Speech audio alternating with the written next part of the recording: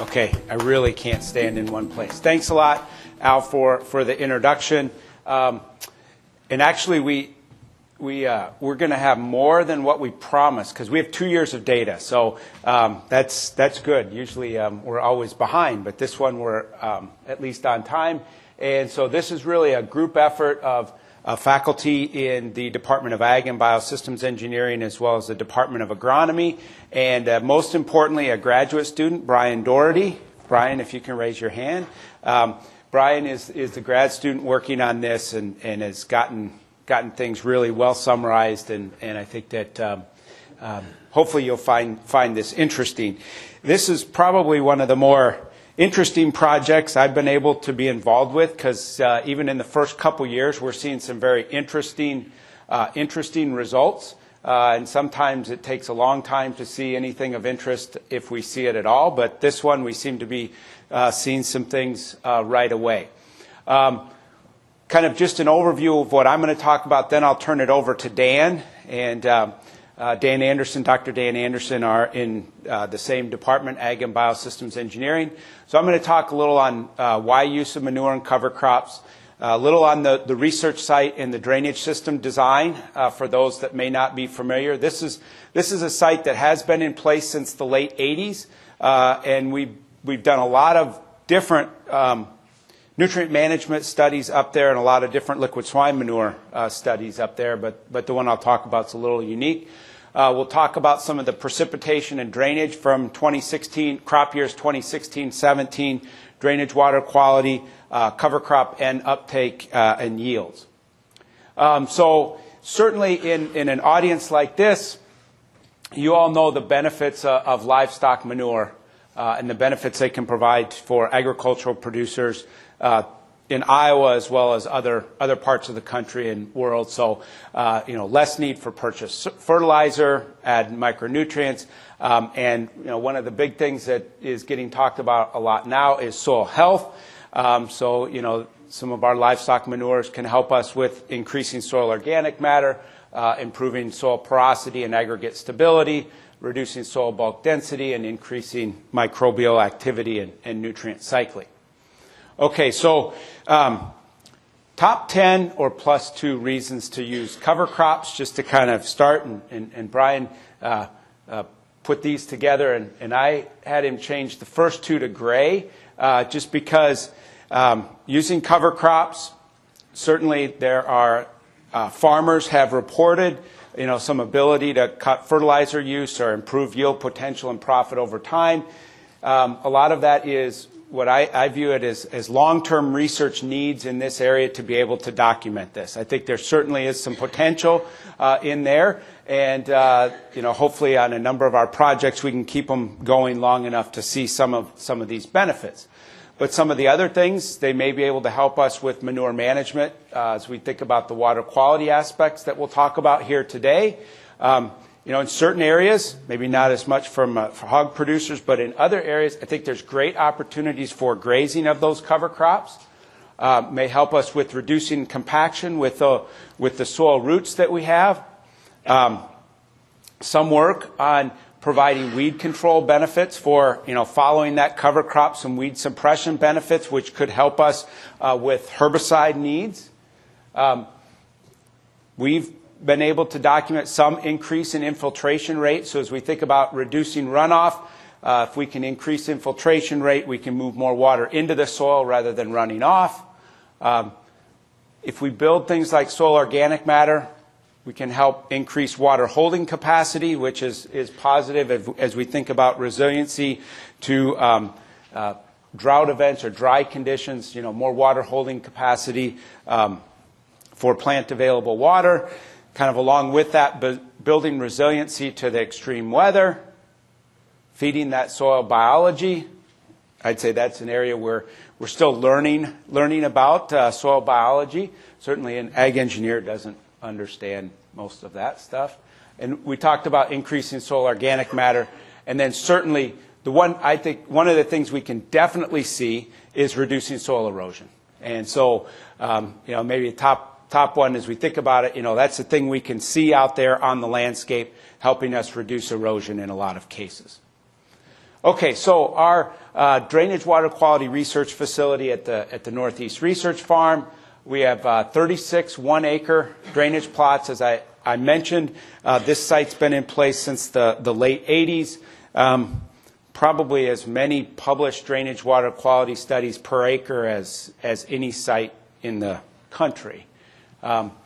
Just a little aside, I have to give a little aside once in a while. So there have been a number of reviews of drainage water quality studies from around the country, and it's interesting to see what state has like the most published studies or site years of data on drainage water quality of nutrient management, and it's Iowa. So, we're a leader in a lot of things, including pork production, but we're also a leader in studying the impacts of nutrient management on drainage water quality. Okay, so each of these plots is individually managed and individually drained. So there's a tile line down the center of each plot, and that red rectangle there is our assumed kind of capture drainage area that we capture and monitor. So the plot is the whole kind of blue outline. There's a plot on either border to try to isolate flow from one plot to the next. Then there's a center tile line, and we monitor that center tile line, and we assume the water flow comes from half of that plot area. If you start looking at plot-to-plot variability, you see a lot because, soils are not homogeneous, so there's heterogeneity below ground, and so, that assumption of half the plot area is probably not always accurate. Okay? It's always interesting when you get somebody new, like a new graduate student working on the project, and they're like, the flow is so variable from one plot to the next. It's like, well, soils are variable, right? Okay, sorry. Okay, each of those center tile lines dump into a sump, okay? The kind of picture on the left, the drain tile would come in there. There's a sump pump in there. That water is pumped out. There's an inline flow meter so that we capture and record the volume of flow that's pumped out of that sump. That's the water that's coming from the plot. And then there's an orifice inline, the back pressure in that pipe. The orifice forces water through the orifice and to a sample container. So one of the things in water quality data collection is collecting a sample that's representative of all the water that comes from the plot. And in this case, we collect a small portion of all the water that comes from the plot. Somewhere around 0.1% of all the water that comes out of that drain tile is collected into a sample container. Okay, so these are the management systems for the 2016 through 2018 study period. And we worked together with the Iowa pork producers, as well as one on some gypsum with calcium products on that specific treatment, but specifically with the Iowa pork producers to come up with treatments that were hopefully addressing questions they get asked as Pork Producers Association and question that you as pork producers would ask. So we have corn-soybean rotation. The first treatments I'll talk about are corn-soybean rotation. And corn and soybean are present, like a whole plot of corn and a whole plot of soybean in each given year. So we have corn and soybean present every year.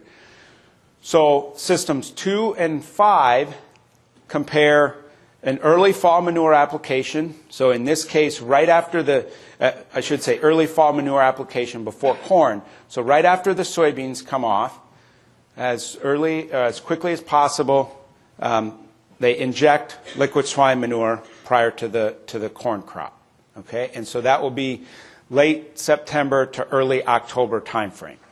And then system 5, we do that, but then come back a few days later and drill in winter cereal rye. So we're looking at early fall manure application with and without a winter cereal rye cover crop. So the question was, if we, for logistical reasons, there are areas where we're applying that liquid swine manure, say closely after soybean harvest, is there a risk of increased nitrate loss, and can we mitigate that with a cover crop? Okay, so then we have the other comparison without cover crop, but a later fall manure application in this case. So we would wait until soils are 50 degrees and cooling to apply the liquid swine manure in that case. So we have a early fall manure versus late fall manure, and then early fall manure with and without cover crops.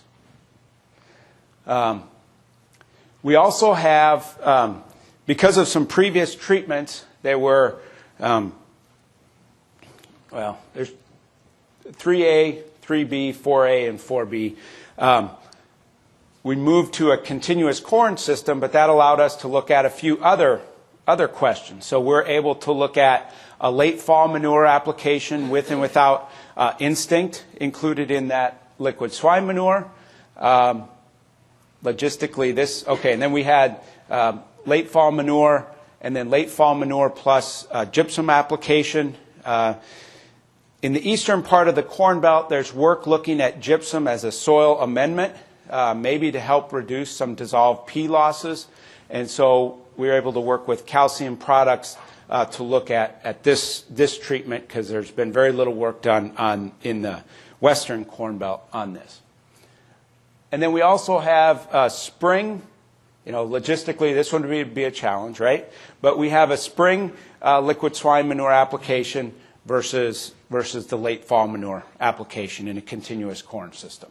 Okay, so those are all our treatments. I know I took a long time to go through that, but hopefully kind of talked through it. We also have some information. We have a kind of a control of a spring UAN. The only thing is that one there is tillage with that versus our other corn soybean systems with liquid swine manure being a no-till, other than the injection. So there's not a full width tillage in those. We reduced the confounding of these treatments. If you look at the 08 through 2015, there was all this confounding with tillage and manure application and things, and it was kind of a mess. Dan and I cannot take well, Dan can't take any of the blame. I can only take a little of the blame for that. I'm not taking all the blame, okay?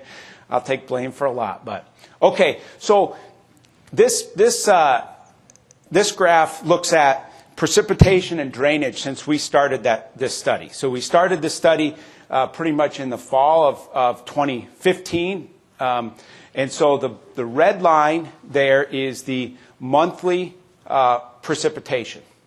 The blue line is the 30-year average monthly precipitation. And as you look at that, a couple things come to mind. We've had a couple wet years or wet periods at this site, which is actually probably why as we talk about this, why we've seen some of the dramatic differences we have. But you see in the kind of November, December period of 2015, quite a bit wetter than normal from a precipitation standpoint. And then you look at, June, July, August, September of 2016, very wet up at this site. And then 2017 was actually, there was a little wetter in July, but kind of a more normal year. So we've had one really quite wet year in crop year 2016, a little bit more normal in crop year 2017. Okay, so now we're getting to the drainage water quality results. This is the monthly flow-weighted nitrate concentration for the corn soybean treatments. And this is the following through the corn phase. So this would be actually in crop year 16 and crop year 17 different plots, but it's following through just the corn phase of the system. The next graph will show you the soybean phase of the system. Okay? The blue line that we see there is the monthly nitrate concentration where we had that early fall manure application. And so we did see a higher nitrate concentration with that early fall manure application, both in 2016 and 2017. Now, if we compare that to the red line, do we see that red line quite a bit lower? That's the early fall manure with the cover crop. And so when we used that cover crop, we saw dramatically lower nitrate concentrations than where we had not used the cover crop with the same manure timing. Okay, so that's a really, I think, very stark how much reduction we got. Actually, where we had the early fall manure with the cover crop, the nitrate concentrations were pretty similar to that UAN treatment. The green is then the late fall manure application. So we can actually see that early fall manure with cover crop had lower nitrate concentration than even that late fall manure. But we did see with the early fall was higher than that late fall manure application if we compare the blue line versus the green line there. Okay. So this was pretty dramatic for the first couple years. If we look at kind of the load loss, the cumulative nitrate loss over that period, so cumulative nitrate nitrogen loss over that period, you'll see that, over that 2-year period, we lost about 110 pounds per acre from the kind of the early and the late manure application. And this is where we maybe don't see as much difference in the nitrate loss as we do the concentration because of plot-to-plot variability in flow. So I think it's better to actually just focus on the concentrations that we see. But we do see with the red one, the red line there is that we saw lower nitrate loss with the early fall manure and cover crop treatment. If we look at the soybean side of the phase, okay, so there would be, in this no manure application prior to this crop. So we see, less impact of the treatments, at least the ones without the cover crop in the soybean phase. But we do see the red line there is our soybean system with the winter cereal rye cover crop, and we see a lower nitrate concentration where we've used that cover crop. So this is kind of, again, help documenting cover crops, help us with reducing nitrate loss. And here's the cumulative nitrate loss, again, lower with that cover crop treatment. All right, the nitrate concentration where we had the continuous corn system, very little, don't see much with a treatment effect with those different late fall, spring, spring with instinct, fall with instinct, or the fall in gypsum. So in general, at least in the first couple years, not any dramatic differences like we see with the corn soybean in the timing of the manure application. If we look at it close, I guess the spring might be a little bit lower in some periods, kind of in some of the spring months, but then maybe a little bit, on an absolute basis, a little higher later in the summer in 2016. All right, so how much N was taken up by that cover crop? In the spring of 2016, the farm superintendent, Ken Pekanowski, called, actually sent an email, and he said, I'm going to sample the cover crop for biomass. What do you want me to do with sampling out there? Do you want me to sample over the row or over the manure band or adjacent to the manure band? And our Carl Peterson that works with us on campus were like, Ken didn't sound very happy with that, like extra sampling, So we called him. We said, well, ideally, we'd like to get a sample over the manure band and adjacent. He goes, oh, that's no problem. I'll do it. But I think it's interesting because look at in 2016 and 2017, if we sampled that cover crop kind of over that manure band, there was about 100 pounds of N in that above ground biomass. Okay, and then if we look at, before corn between the band, we're down at, 30 to 40 pounds. Okay? So as we think about maybe some of the results we see subsequently, thinking about 100 pounds in that above ground biomass may be critical, and how we might manage this going forward. If we look at before soybeans, we're talking about 40 to 50 pounds in those 2 years in above ground biomass. No, we didn't sample roots in this case. So that one, we're staying away from doing all kinds of root sampling. Matt, did you see Yeah. that video Yeah, I'm going to show a picture, and the picture doesn't do it justice. But that was the exact reason why Ken said, should we sample over it? He said, it's obvious out there. So yes, it was. Especially in the spring of 16, I think it was more visually apparent than the spring of 17. Okay, so this is what's the injection equipment that's out there. In fact, this is probably, yeah. So it's kind of tough to see, but you can kind of see some of those bands right in there with the greater growth than between the bands. So this was, I guess, August 6th of 2016 at that site. Okay, so this is where it maybe doesn't look quite as good, and this is where, as we think about in the future, we might have to think about managing this, okay? So the gray bar there, this is the corn yields, bushels per acre. So the gray bar is the spring UAN chisel, okay? So a couple things is it is tillage, there is tillage there, and actually if we look at the study period from 08 to 2015, where we had a little bit more direct tillage comparisons, we see a reduction in corn yield with no-till at this site. So I think as we think about the results we see here, there's kind of two things. One is a spring versus a fall application. The other is the gray bar is a chisel or a tillage system versus essentially no-till with the others.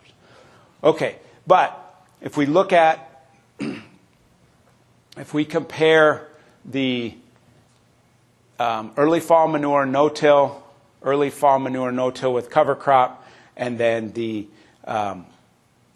late fall manure, we in both years we see a pretty dramatic yield. 16 we saw a 26 bushel decrease with the cover crop, but then in 17 we don't see any big decrease. In fact, it's pretty close to the same, okay, with the cover crop in that case. But if we do look at the timing, early fall versus later fall, we see about a 27 bushel increase with the late fall manure in 2016, 64 bushel in 2017. Okay? So that early application is definitely, at least at this site, in those 2 years, again, especially 2016 was a wet fall, crop year 2016, so fall of 2015 was a wet fall, but we see a pretty big difference there. Yes, sir.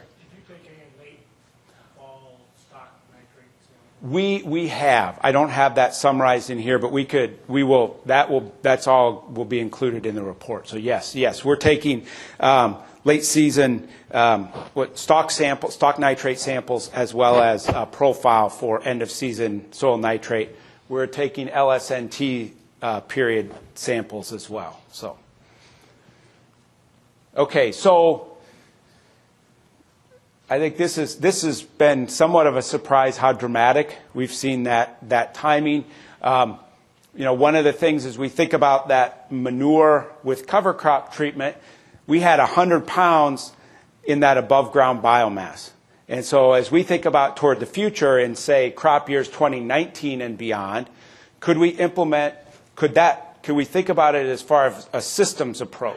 So right now we have pretty direct comparison. Early fall manure with cover crop. Could we look at it with that cover crop one to maybe use some starter in the spring? So a systems approach on how we can maximize or optimize our crop yield while still getting the water quality benefit. So now we will have 3 years of pretty direct comparison. Now we can go a little bit more confounding maybe and look at a systems analysis. Yes, sir. How big is the cover crop? Actually, if I look at this, is about the size I would say it was, because they probably killed it pretty within a week or so after that, at least in 2016. 8 to 9 inches. Okay. Yep. Okay. So if we look at our soybean yields, we actually 17, we saw very little difference. 16, we saw some decrease with the cover crop in that system. I think we're still learning how to best make sure we get good soybean yields, because this is like one of the anomalies of any of the studies, any of the cover crop sites we've been involved with, that we saw a decrease in soybean yield after cover crop. So our continuous corn yields, if we look at that, so late fall manure and then late fall manure with N inhibitor, I'd say don't look at 2016, because actually that first bar, that corn crop was following soybeans because of previous site history. But in 17, we saw a 12 bushel difference between the late fall manure with the instinct versus just late fall manure. If we look at, this is what's been interesting, is Dan first saw this information. We see in 2016, we saw a 37 bushel yield benefit with that spring liquid swine manure application, and 29 bushel in 2017. Would that cause logistically that may be difficult, right? Okay, but at least it's important, I think, to know at least what we saw during this period from a yield impact. Again, with the continuous corn, we see very little difference in the nitrate between any of those 4 treatments, but we have seen a little bit with the crop yield. Okay, so if we look at 2016, 2017, as I said, it's only 2 years of data, but I think there's some, kind of preliminary assessment we can do. And as I said, 2016 was crop year 2016 was a wetter year than crop year 2017. We do see at least kind of trending positively with the spring versus the fall application. That later fall application was better for both a crop yield as well as a drainage water quality standpoint. We didn't talk about this too much, but this is bringing in a little bit from the previous study as well. We're not seeing really any reduction in nitrate loss with no-till compared to a conventional tillage system from a nitrate standpoint. Certainly all kinds of benefits of no-till, absolutely, but from a nitrate perspective, not much impact. Cover crops helped us reduce nitrate N levels and overall N loss. As we think about it from an overall management standpoint, it is fairly complicated. There are logistical reasons why, things happen out on our landscape, weather, and thinking about, a spring application, again, that could be a very tight window. We could be very worried about compaction, but there could be some yield benefits in certain years. The cover crops take management and the timing issues, and how in the future would we optimize those yields within a cover crop system if we're using it with manure, I think is a really important question, and hopefully we're able to look at that into the future. If we, as I said before, if we use some starter N, can we bump that corn yield where it's following the cover crop and still have the water quality benefit that we want? I think there's probably great potential there, but we need to try to document it. And with that, I'm going to turn it over to my colleague, Dr. Dan Andersen. And Al, I don't know if you want to introduce Dan while here. Dan and I will. You can go introduce Dan while we switch to lavalier mic. I'd be happy to answer a question or two while Dan gets up. Dan's going to talk a little more on the economics of some of this. Yes, sir. Have you thought about seeding the cover crop first and then applying the manure late with the stabilizer? Yeah, that would be a very good aspect to think about how we manage. Yeah, kind of as part of the system, how do we manage it? We did it the way we did as far as injecting and then drilling, because in the fall of 15, we weren't set up to interseed into the standing soybeans to get the cover crop growing and then injecting into it. I think that would absolutely be something to look at in the future, is injecting right into that cover crop I think both of them will still see, if we can get the cover crop growing, we'll still see the water quality benefits. But how do we manage the cover crop so that we don't see, any yield decline on that subsequent corn crop? Yeah. Was it sow or finisher manure and how many gallons? Okay, finisher, and do you know? Yeah, I forgot to mention that before. Our nitrogen application rates were, our target was 150 pounds of N per acre for corn following soybean and 200 for corn following corn. Sorry. And they're assuming 100% availability and no volatilization losses in coming up with the rate. Okay, I think I'll have you hold on to your questions, and we'll have both of these guys up here when we get done with Dan here. So the next presenter is Dr. Dan Andersen. Dr. Andersen is currently an assistant professor and extension specialist in agriculture and biosystems engineering at Iowa State University. Dr. Andersen received his bachelor's degree at the University of Wisconsin and received his master's and doctorate at Iowa State. Dr. Andersen grew up on a dairy farm in central Wisconsin where he developed a passion and appreciation for agriculture. His primary interests are in manure management and use for crop production and impacts on soil and water quality. He has played an integral role in Iowa manure applicator training and is current manure foam and other environmental research efforts at ISU. So please welcome Dr. Dan Andersen. Thanks, Al.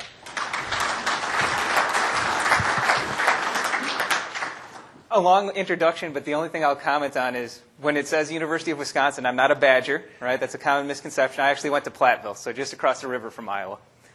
So as Matt mentioned, Matt went through a lot of data. I'm going to try and be a little bit broader and just talk about manure economics, some of our manure system approaches and things like that. And I named my talk An Ancient Fertilizer in a Precision Age. I think, manure sometimes gets a bad rap. But we found a lot of sophisticated ways to manage it. You guys have implemented a lot of sophisticated ways to manage it, and I think it's important for us to talk about it as that type of precision fertilizer. Whenever I talk about manure, I like to start with really how much manure is there, and I think we all know that we make about 1 gallon of manure per pig per day.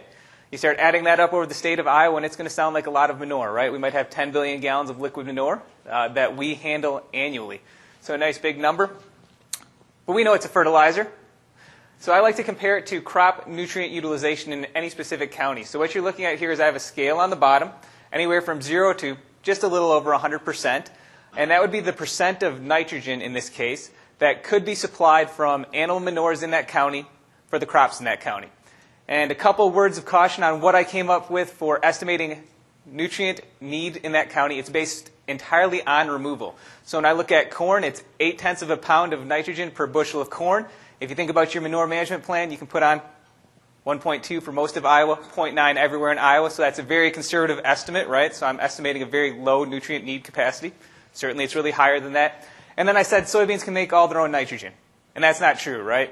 Soybeans only can fix a portion of their nitrogen. The rest they have to get from the soil. So very conservative estimate.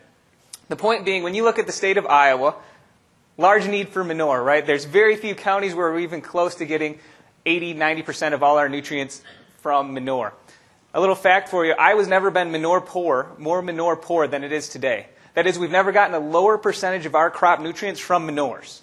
So we're more reliant on other forms of nitrogen, whether that be UAN or anhydrous ammonia than ever before. So when you hear stories about water quality and it's related to having more manure, another way to draw that regression line would be to compare it to the percentage of nutrients that come from manure, and it will look the exact opposite, right? It would say more manure would be better for water quality. A little bit on what finishing manure is worth. I'm not going to dive into gestation farrowing manure or nursery manure. Certainly when we look at deep pit finishing manure, it tends to have the highest nutrient value. Other manures are a little bit lower than that. What I get for a typical nutrient concentration, when I look at all your test results from around the state that I get coming into me, we're somewhere around 60, 25, 30 pounds of nitrogen, P2O5, and potash per 1,000 gallons. That's pretty average. I won't say that's what it is, right? If you give me a call or a question, I'll tell you there's lots of variability to that. I might see anywhere from 40 pounds of nitrogen per 1,000 gallons, all the way up to the highest test I've seen is 98 pounds of nitrogen per 1,000 gallons. right? So that's a pretty hot manure when you see 98 pounds of nitrogen per 1,000 gallons, but they're out there. If you look at what current fertilizer prices are, we're hanging out about $36 per 1,000 gallons worth of nutrient value. I'm not telling you can sell that manure for that price, but that fertilizer value is there. I wanted to look back at a little bit of what we've seen in the last 15, 20 years here for the nutrient value in manure. The good news is we've tended to trend up, right? So this takes into account both what our typical average concentrations were for that deep pit finishing manure in any given year, as well as what fertilizer prices are. If you think back to somewhere in that 2010, 2012 area, you might remember some pretty high fertilizer prices. That's mostly what's driving those really high bubbles there. I think we're all happy that those came down. But we've stabilized pretty recently, and we still hang out in that $30 to $40 sort of window on average, so pretty high value. My question to you is, what are we doing to capture all that value? And certainly when we think about manure and some of the logistical challenge that we had, especially as Matt mentioned with timing, there's lots of issues that go into that. And things like getting it to the right field, at the right time, in the right place, making sure we're using the right application methods, all are critical. We can also look at practices like cover crops and what we're doing to minimize N loss for improving water quality. So there's lots of things going on. And the struggle tends to be that every year is quite a bit different, right? When we think about the Nashua study over just those 2 years, Matt pointed out that 1 year was really wet. 1 year was about what he called average. I looked at that same weather data, and my father-in-law has a cow-calf in northeast Iowa. And although the rainfall is average for that year, he would tell me that there's no way it was average, right? He recalled a rainfall of 7 inches at his farm and then another one of 9. Well, it was average, over the whole month, but some really large rainfall events in there. And I think that might play a little bit of a role in what he saw for 2017 data there for water quality. So my question to you is, how do we collect that nutrient value? And what I wanted you to think about is, what percentage or where does that value come from? Is it the nitrogen, or is it the other nutrients as well? And certainly I'm not saying we have to move all our manure to fields where we really need that phosphorus and potassium. That can lead to some pretty far hauling distances. But if you look at the typical manures in Iowa, and we only value that nitrogen, we tend to have to stay pretty close to our farm in order to make it a cost-effective fertilizer, right? We're generally talking 1, maybe when we move to some solid manures, 2 miles away. So we don't have much transport distance. But if you can find fields where we have need for that phosphorus and potassium, where we'll see that crop response, there's some pretty large windows that open up there, right? If we look at the phosphorus and potassium value, and we're including that in our nitrogen value, we can start thinking about hauling swine manure from a finisher 5 miles away. Is that a long ways in Iowa? Absolutely. I don't think we have to take most of our manure anywhere near that far. But when you think about what the economics would say and what we could charge for transport additional miles away from the farm, it would work out that we could afford to do it. So I think there's some opportunities there to really look for fields where we need that phosphorus, need that potassium. A word of caution, if you have those situations, probably don't move all your manure that far away. I do want you to finish in that window we have available in the fall, right? And if you would have to start in September to get all your manure hauled that 5 miles away, probably not good from a nitrogen management perspective, right? So it is a balancing act. Just some economics on what I'm told people charge for hauling swine finishing manure. The rough rate, if I look at all the custom applicators and what they tell me they're charging, it's about 2 cents per gallon, depending on the rate that you're putting on. But for typical swine finisher manure, somewhere in that 2,500 to 4,000 gallons an acre, we're roughly in that range of 1.50 to 2 cents a gallon. And they suggest that their incremental charge is about 1/10 of a penny per mile per gallon. With that incremental charge for how far they're hauling, all over the board. If you're in northeast Iowa and they have to take curvy roads to get to your field, tends to be a little bit higher, right, per that gallon that we want to move an extra mile. If we're in central Iowa using a drag hose, sometimes we can see that number get a little bit less. My question to you is, if you think about the value of manure, and I said it was worth $36 per 1,000 gallons, about $14 of that is from nitrogen right now. That means it's about $20 to apply that 1,000 gallons of manure. So we have $16 worth of value that we're playing with. How far can you really think about moving that manure and still having it be more cost effective than commercial fertilizer? So there's some flexibility there, an opportunity to take advantage of that. A question I've been getting the last couple years with swine finisher manure is, are our phosphorus values getting too low? And if you look at what's happened in manure, we've done lots of things, right? We've seen wet-dry feeders installed in almost every barn. That brought down manure production values. It brought up nutrient concentrations. Didn't really change the nitrogen to phosphorus ratio. But we started feeding pigs a lot differently, right? Phytase is at higher levels than ever before. We've tended to have more distillers in our rations at times when it's cost effective. And the nitrogen-phosphorus ratio in manures have really changed. Depending on what rotation you're looking at, whether it be continuous corn or corn-soybean, we might want a ratio of somewhere between 3 to 2, 3 pounds of nitrogen to 2 pounds of P2O5, or 4 to 1. If you look at our average swine finishing manure today, we're roughly in that 3 to 2 ratio. It's not uncommon for me to see a test somewhere at 50 to 15. I would call that a low phosphorus manure. If we have that type of manure, if we're in a corn-soybean rotation, we're phosphorus deficient, right? I'm not telling you to go out and supplement phosphorus. I think most of the time, if you look at the soil test results, for 50, 60 years, we'd struggled with really high phosphorus in our manure, and that's why we had the phosphorus index in Iowa. We were concerned about water quality. This is a chance for us to bring down some of those levels. Certainly, if you're in a continuous corn rotation, we're still phosphorus excess in general, but we won't build up rates very fast, and if you're in really high-yielding situations, we might not at all. Wanted to shine some good news on manure, right? Antonio Mallarino did a nice study a few years ago now on how different runoff event timings after manure application, different fertilizer sources, impacted what our phosphorus losses were. And I think this is a good story for us to tell with manure. When you look at what the results said, if he was surface applying all these manures, not always a common practice, right? We inject, so we're even better than this. But if we were surface applying all the manure, every manure source was much lower than that commercial fertilizer in terms of phosphorus runoff from a rainfall event shortly after application. So when you look at the nutrient reduction strategy for phosphorus, it calls out manure as a good fertilizer source because we're lowering our nutrient losses as compared to synthetic fertilizers. A couple other comments on this data. That first rainfall event is really the most critical when we talk about phosphorus management for manure. So looking for times when we're not going to have a larger rainfall event that induces runoff, where we're going to get that event where we're going to get flush, critical for water quality. If we can't do that, make sure we're getting our manure injected or incorporated. I know we're swine guys. We almost all inject. I bring that up because when you look at a dragline system, do we tend to get quite a bit of surface application on the edges because we have to pick up?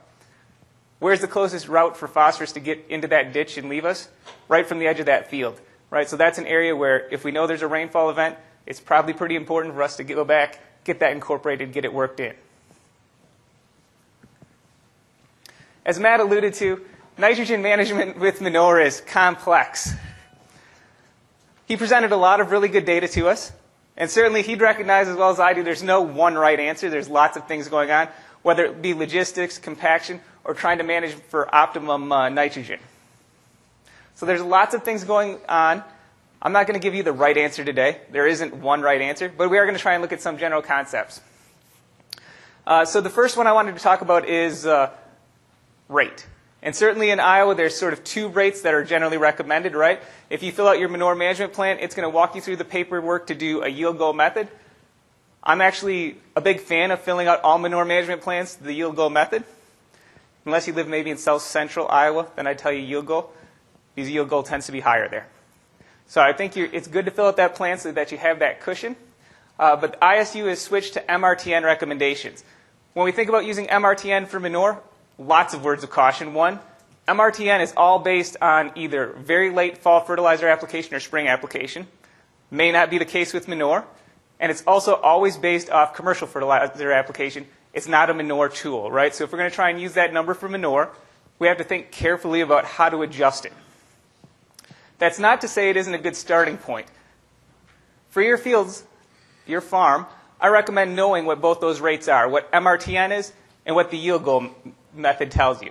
So if you look at MRTN, if you go to an ISU website, just Google MRTN Iowa State, this website will pop up. It allows you to put in a nitrogen price as well as what you expect corn yield to be. For this one, you can see that I have my nitrogen price at about 30 cents, 29 cents per pound. That's what it's selling at for anhydrous ammonia. And I was pretty optimistic and said 350 corn. We'll see what it really works out to. And it says we should be about 145. If you don't always want to run the tool, it almost always works out to the 150 pounds for corn following soybeans, 200 pounds for corn following corn. Think about that value, compare it to your yield goal method, and sort of figure that you should be somewhere in between the two, right? So how close are they? Where should we really be working at? The economics on injection. There's a reason we all do it, right? It's great for odor control. From a nitrogen management perspective, it will almost always pay for itself as well. I'm not going to beat this horse to death. You're all doing it. The one thing I wanted to comment on is injection quality does matter, right? So just because we have a piece of equipment that says it's injection or immediate incorporation doesn't mean we're actually achieving that. This is a field where it looks pretty good, right? Lots of residue on there. Looks like my injector's got it worked in. I don't see any manure on the surface. We're in good shape. This guy, right, we did the same injectors. It's actually the same field on the same day. I wanted to show you what variability could be. This is the end rows where we deal with lots of compaction, right? Those injectors just couldn't get enough capacity in that soil. It was too compacted to get that manure worked in. So looking behind you, knowing what's going on, adjusting accordingly is important. When you look at the ISU recommendations, it's going to say we lose 0 to 2% of our nitrogen to volatilization if we're injecting. If we run into a situation like that, it's quite a bit higher. If it looks like this, it's probably really close to 0.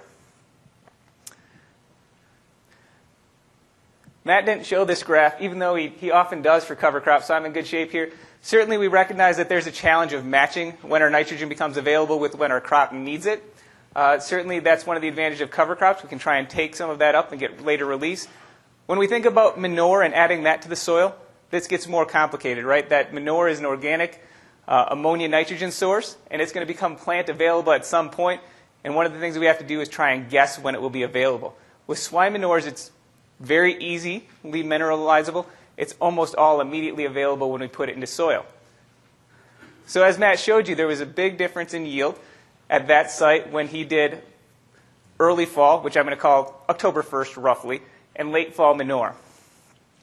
If you would take soil temperature data and say November 1st, somewhere in here, I'd get a relative risk of what I would say 0.75, right?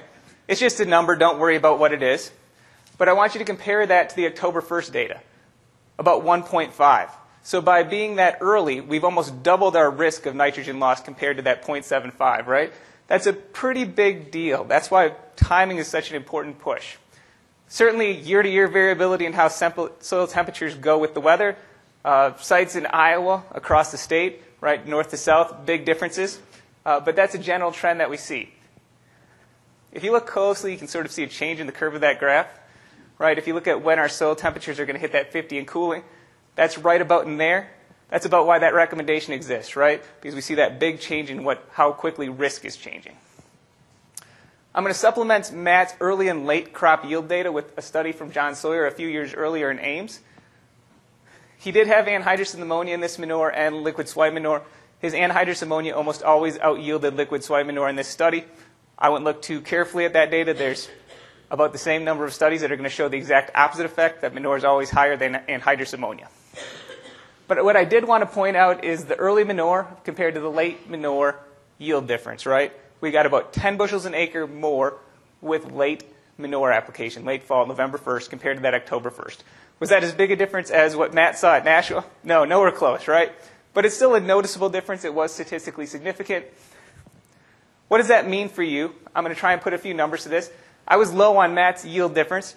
I think the 2 years he's done at Nashua are about the biggest difference we're ever going to see. So I'm trying to move those numbers down just a little bit. Ames is about 10 if I average those together. October 1st versus November 1st, we're talking about 20 bushels an acre. If I just figure 20 bushels an acre at $3 corn, that's $60 an acre. What does manure application cost roughly per acre? Anyone want to? $60, right? So that's the price of my manure application, right? That 1 month timing essentially it would pay for that manure application. And I think there's a few ways to think about that. If you're early on a list for a custom manure applicator, do we want to say no? Probably not, right? We might not make it on the list before the soil freezes. What does that mean, though, for your ability to purchase equipment? If we can make $60 per acre, can we justify it? Can we make it pay? Depends, right? Alternatively, if you're a commercial manure applicator, should we be charging less or more to try and move in season? And that might be a controversial answer, right? I think they should try and charge more when we move in season. Probably not all of your profit, right? I want you to get half of that, so $30. They charge a little bit more, and they invest in new equipment so that they can get everyone more in season, right? But I think that data is really strong.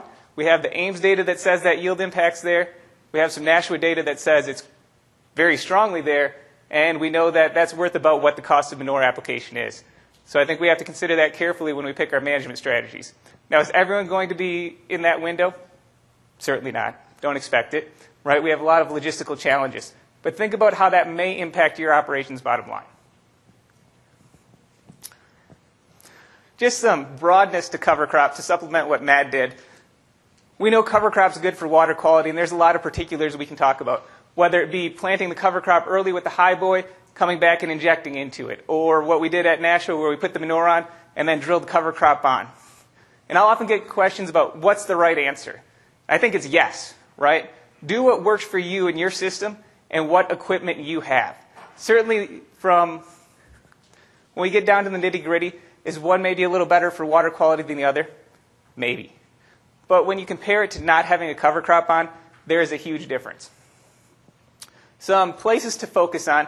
Some may apply more or less to these in your operations. Certainly if we have crops that are coming out early, whether that be corn silage or seed corn, right? Those are definitely areas we want to focus on. When we think about soils on our farm, do we have soils that are maybe organic matter poor or more erosion prone than other soils?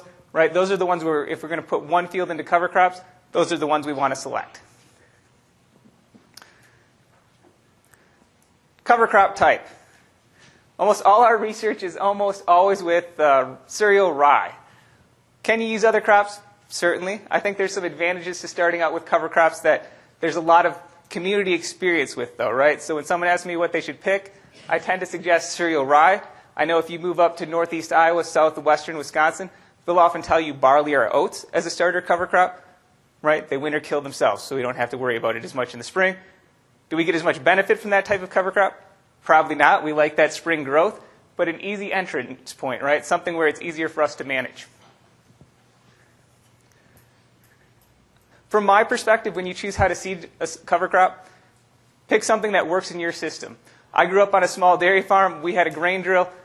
We didn't call them cover crops. We called them crops, right? We harvested them for forage. But I think that's an easy entry point if you have it. If you don't, what technologies are available in your area to work with? So there's drilling after cover crops after rye removal. If you like a beautiful looking cover crop stand where it's in nice rows, nice and uniform, right? So drilling in is really nice that way. If we fly it on, we might be a little bit more variable in what that cover crop looks like. If we are using this as a nutrient reduction strategy, how it looks, probably less important. If we were going to try and harvest this, probably a little bit more important. But does earlier seeding make up for it in growth? Potentially. Manure injection equipment mixed with cover crops. I certainly think as we move forward, one of the things we're going to look at is early seeding of cover crops and manure injection into it, especially when we think about what that timing impact showed us. There is a lot of equipment out there to choose from on how to get manure injected. And which equipment you choose can have a pretty drastic impact on how that manure, how that cover crop looks after we're done. This would be a typical disc covering unit. This would be more of a vertical till, minimum tillage sort of manure injection into cover crops. Pretty big difference. This one often we'll think about 30 to 40% disturbance of the cover crop. This one might be more in line of 5 to 10% disturbance to the cover crop. It matters what it looks like that fall. My experience has almost always been by the time you get to next spring, it's really hard to tell. Unless the field was very wet and we tore the heck out of it while we were putting it on. Otherwise, in most cases, they respond and look about the same by spring. You won't even know you went through it with the manure applicator. Look for early, easy opportunities to integrate it into your systems. Start small, but definitely we saw from Matt's data that manure is a sensitive fertilizer to timing of nitrogen application, and cover crops really can help mitigate some of those losses. A little bit on manure application equipment. I think we're at a point where almost all of us are using some sort of rate control on our equipment now. I think that's helped us hit rate in most cases. Some of our low rates still tend to be a little bit of a challenge. When you think about 90 pounds of nitrogen per 1,000 gallons, if we're only putting 2,000 gallons on, that's a pretty low rate. It can be hard to hit with a dragline system. Even with some tanks, it can be a little bit hard to hit. But what I'm going to talk about is the uniformity across our toolbar. So how much does row 1 vary from row 4, from row 8? right? When you think about the equipment and how we were trying to get uniform flow, we're trying to keep our manifold, that splitter up top, pressurized. When it was designed for somewhere in 4,000 to 6,000 gallons per acre applications. We're substantially less than that, right? We're half to a third. So we don't always have as much pressure up there as we were sort of hoping when we designed it, and that's led to some challenges. Here's an example of one where we were testing, and you can see a pretty wide range of what's coming out of every nozzle, right? I don't think this is something that we haven't seen before. If you lift up your toolbar, you can see some variation just like this. Sometimes it's inherent to the equipment. Sometimes it's inherent because of the maintenance we should have done to the equipment but didn't get done. And sometimes it's because we just got a pig bone stuck in the distributor and it was out of our control. I wanted to focus on what it meant for you, right? If we think about what that rate controller is doing, we're going to hit our average application rate that we were trying for. So maybe we were trying for 150 pounds of nitrogen per acre, but the amount of variation we have on that piece of equipment can be substantially different, right? And I picked two numbers up here, 35%. That's what a pretty decent, a medium sort of range would be for a piece of equipment. 10% coefficient of variation, that's about what you'd hit with an anhydrous application, right? So that's a pretty good goal to strive for. If you use rough yield curves for averages for the state, turns out that 35% variation compared to 10 in a corn-soybean rotation, worth about 2 bushels per acre. If it's continuous corn, about 4 bushels per acre on average. Certainly, I've seen fields where in the spring, you'd think it looks much worse than that, right? It can look really streaky. It generally grows out of it, and that's why those numbers are so small. But we don't have any actual data on that, right? It's based on what we think is sitting there for nitrogen. Skipping ahead a little bit, we tested quite a few pieces of equipment, quite a few different brands, and then some setup on each of those brands. We had a setup like this, just putting water, in our case, in 55-gallon drums. At one site, we did use silage effluent, so don't worry, I did get a little dirty doing this, but it wasn't with real manure. What we do is set that up to try and hit various application rates, pretending we were driving at 15 miles an hour with 30-inch knife spacing. Fill those barrels for 15 seconds, collect the water in the barrel, measure how much was there, see how much they varied. And then we did this at 3 different slope settings, flat, 3 and 6% to see if it mattered. Someone from Carroll made a great point to me that we should have been steeper. 6% is pretty steep when you're doing these tests. I would tell you we didn't see a huge effect of slope anyway, so we're in good shape. If your toolbar is so wide and your slope so tall that your toolbar, one end of it, gets above your distributor, my results here are going to be garbage. Your flow is going to be very different. So keep that in mind. So he was right. For his case, he said one end of his toolbar was above the distributor. What does that matter? It'll matter a lot. We just didn't get that extreme. This is an older style distributor. It has holes, outlets on the hemisphere, so half the circle. There's plates inside that you're supposed to adjust. Depending on your flow rate, they're a pain in the ass to adjust. I don't think it adjusted a whole lot. Our experience, we did take this apart and adjust them a lot while we did these tests. Even though they say to adjust them, we didn't get a whole lot of performance difference with them. If we're at low rates, we could improve it a little bit. If we're at high rates, we had to open it up, or that spreader was really struggling to push all the flow through. But if I was a farmer, I wouldn't adjust them either. So if you look at where we were for variation, this would be pretty typical of what we saw in most of these. If we were trying to apply at a higher rate, our variability was lower than if we tried to apply at a lower rate. You're going to look at 1,000 gallons per minute and say, well, it got better. It's like an old man peeing at some of these rates, right? The trickles sometimes, I know, right? The trickles coming out of these aren't always maybe representative of how it's actually performing. This is an older style manifold. The company that used this one did recently switch to a newer style that we didn't get tested quite yet.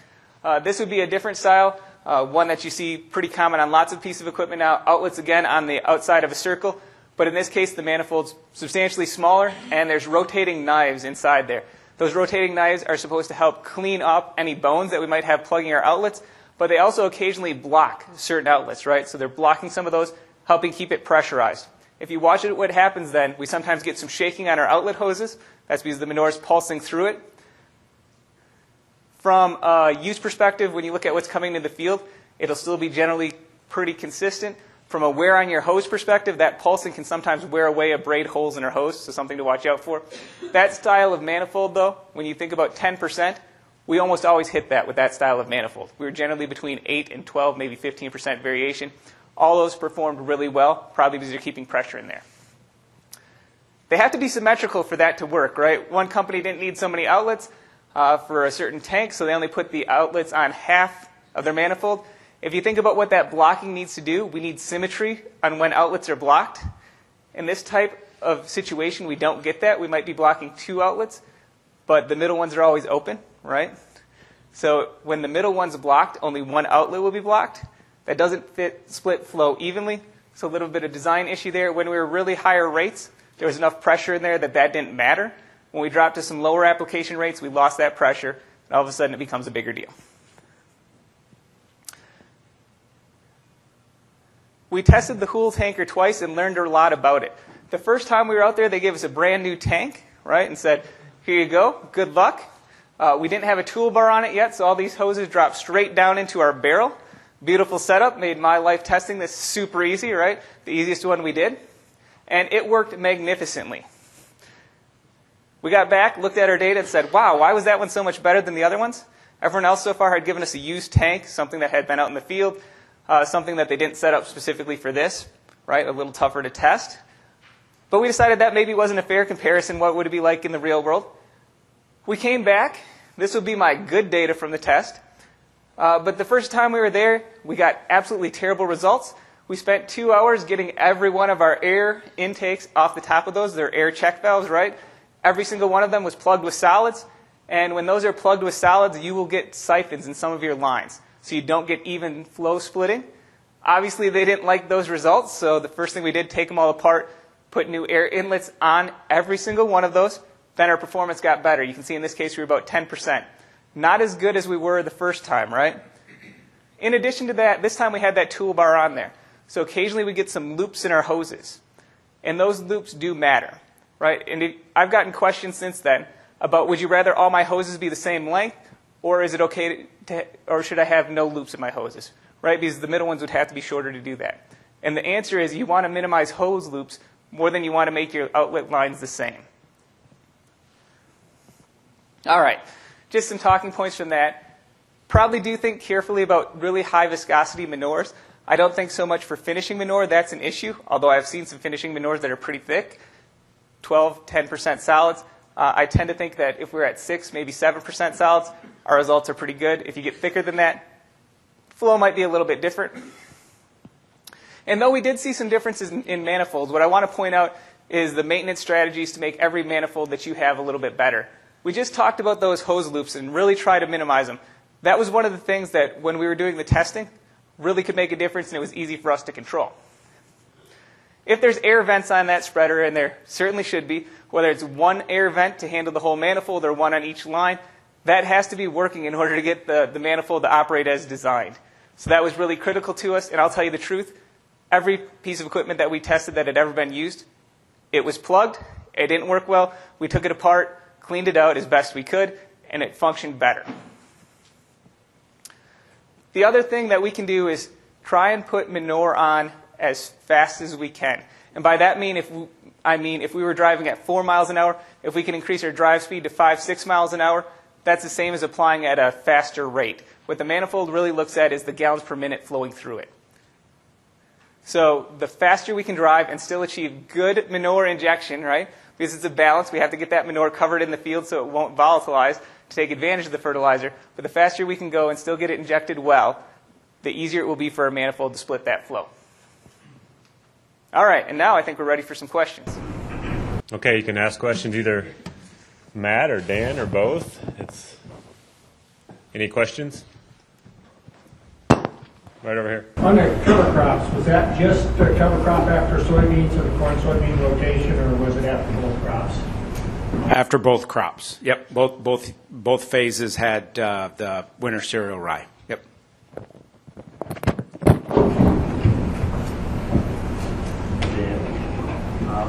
Those breather tubes that are on the top of the outlet, how quickly after you clean them will they split?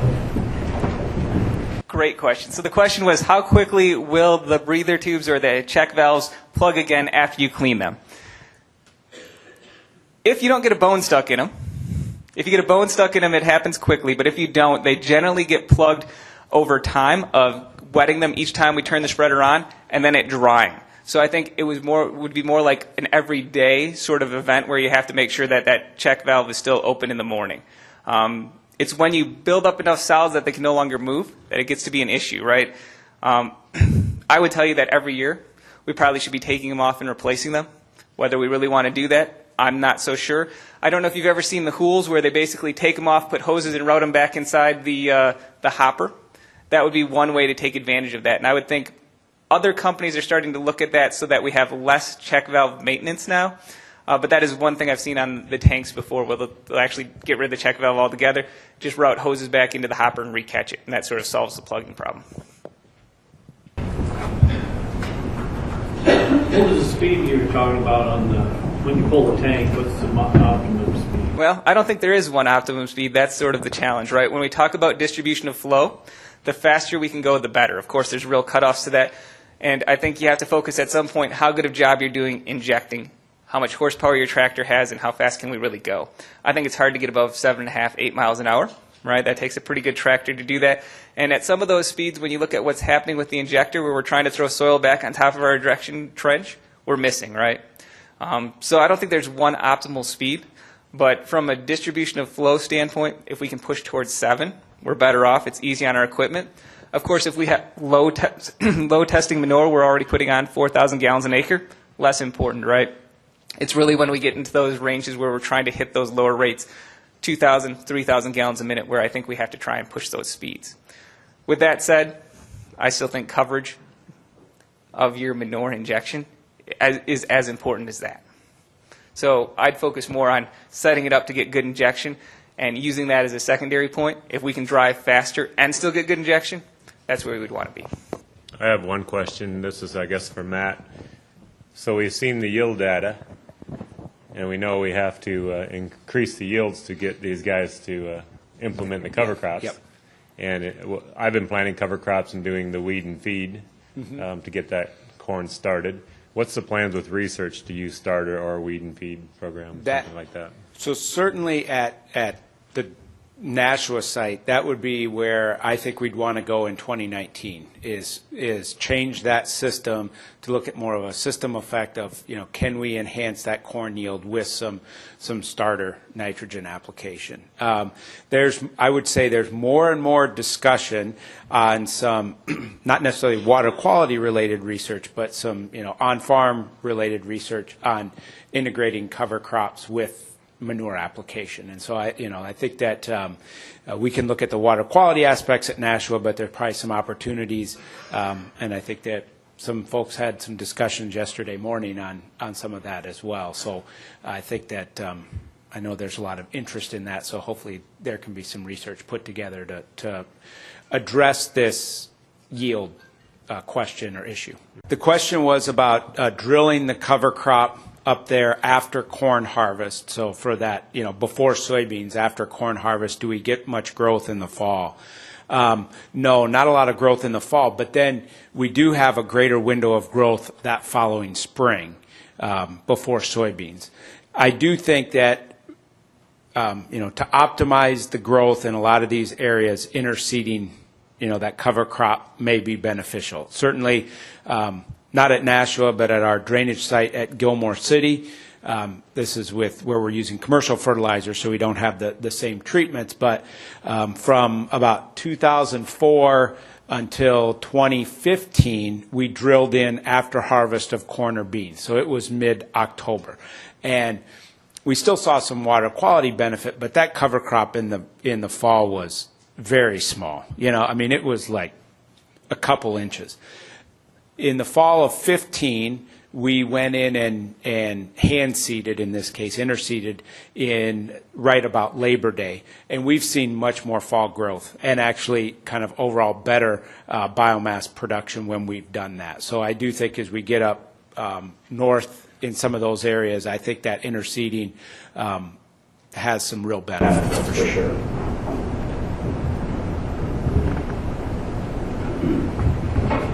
Matt, could you share a little bit about the depth of the roots? We talk about a 8 to 10 inch crop above ground. What are the roots doing underground? I'm going to ask Sarah Carlson is with Practical Farmers of Iowa and knows as much about cover crops as anybody. Probably has it on the top of her head what the research has shown on the depth of root for cover crops. Yeah, so like by Thanksgiving, if it was drilled post-harvest, by Thanksgiving it can be like a yard or so deep, and then it's about that depth. So maybe up several feet deep. Obviously, moisture content of the soil drives that a lot. Yeah, I'll have to admit my group has not done a lot with measuring root growth, just because of the challenge of how much work it takes to wash the roots and such. I think the big takeaway, and I think everybody heard that about 36 inches deep. The big takeaway is there's a lot more going on underground than above ground. Yeah, that's right. That's right. Even in those cases where there's very little above ground, I think we're getting that root growth below ground. Yep. One more thing, maybe I can ask you to share. When is most of the nitrates lost through tile lines? That's a really good question. In fact, we're so the April, May, and June. So if we look at our long-term record at Gilmore City, where we've been monitoring for 27 years. A paper that we had out that actually looked at 21 years of data from 1990 to 2011, 22 years of data. About 70% of the drainage and 70% of the nitrate loss came in April, May, and June. So now, the last 4 to 5 years, we've had a little bit more fall drainage than we did in the 90s, but I still think that April, May, and June period is our primary flow and drainage period. We're actually in the process of putting together a paper that looks at drainage sites from Minnesota all the way to Ohio to kind of compare and contrast when we see drainage and nitrate loss, because it's different in the eastern part of the Corn Belt. They get in Ohio and areas of Indiana, they get about 50% of the drainage in the winter months. So kind of in the fallow period where, we're generally pretty froze up during that period. Just to give you a little background, in 2013, the Iowa Pork Board met with EPA, and EPA wanted our approval to allow them to regulate pig farms in Iowa. And we supported the voluntary nutrient reduction strategy, which they eventually agreed to. And we told them at the time, this is a process. We have to learn and figure out how the best way to do it. And that's, as you can see today, it's a process, and we don't have all the answers yet, so stay tuned, I guess would be the best takeaway. The question was, have we looked at taking the cover crop to harvest? Not in any water quality work I've done. There are some producers that have done that. I probably as part of Practical Farmers of Iowa trials, and I know Mark Licht is even looking at a small grain, kind of a relay cropping coming after harvest with soybeans, or interseeding the soybeans into some of the standing small grain. But we've not looked at it to date with any of our water quality related research, at least on our drainage water quality plots. Okay, let's give Dan and Matt a round of applause. Thank you.